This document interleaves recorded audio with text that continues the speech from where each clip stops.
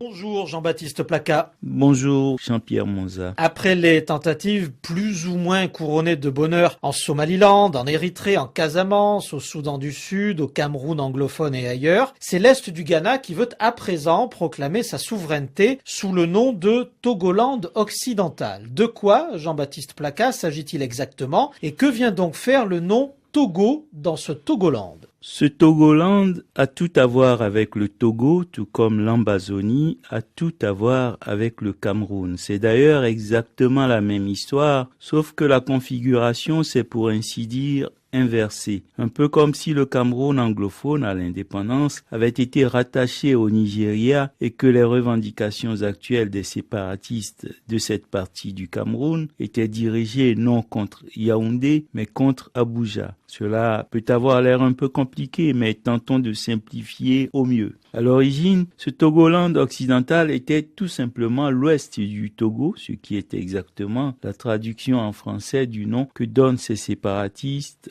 au territoire qu'ils voudraient libérer ou détacher du Ghana. À l'indépendance, le Cameroun a d'une certaine manière récupéré l'intégralité du territoire qui était sous protectorat allemand jusqu'à la Première Guerre mondiale. Il est vrai que cette partie du Cameroun avait son autonomie et il a fallu au pouvoir central à Yaoundé courtiser ses leaders pour les convaincre de se fondre dans ce qui sera dans un premier temps une République unie du Cameroun avant de n'être plus que la République du Cameroun que l'on connaît aujourd'hui. Et l'on a bien compris que certaines des récriminations des séparatistes camerounais est de n'avoir pas eu tout ce qui était promis à leur père au moment où on les courtisait pour s'unir franchement et définitivement. Les séparatistes camerounais n'ont jamais fait valoir qu'ils voulaient se fondre dans le Nigeria, alors que les Ghanéens semblent tenir à leur identité togolaise. Ceux du Cameroun semblent croire à la viabilité d'une entité réellement indépendante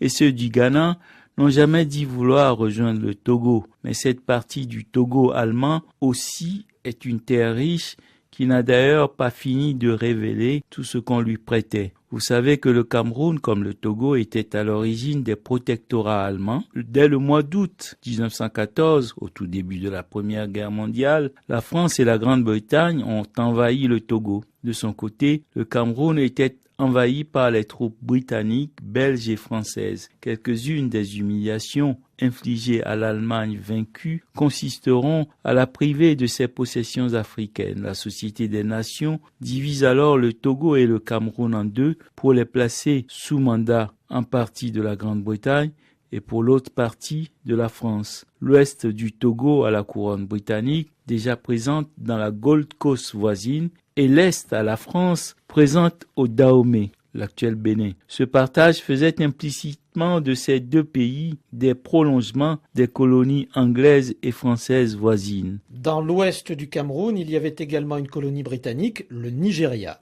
Oui, et voilà comment et pourquoi, entre 1918 et 1960, ces deux pays où l'on parlait allemand, en plus des langues des populations autochtones, sont devenus en partie anglophones et francophones. En somme, le Cameroun comme le Togo étaient des pays entiers sous tutelle de la Grande-Bretagne et de la France. Ne devaient-ils pas être restitués comme tels à leur peuple? Au soir d'un fameux référendum en 1956, il paraît que l'unique observateur était à quatre pattes tellement il avait bu.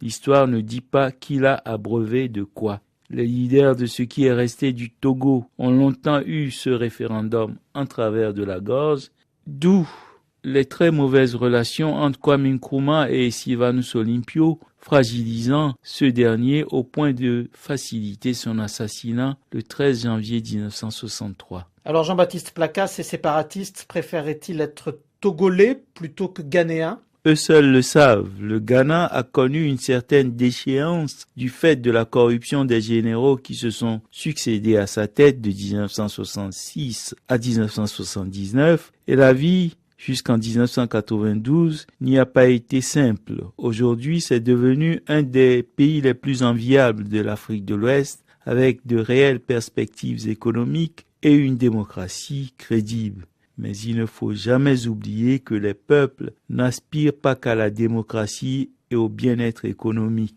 Leur dignité peut être au-dessus de toutes ces considérations. Merci Jean-Baptiste Placat. Merci Jean-Pierre Monza.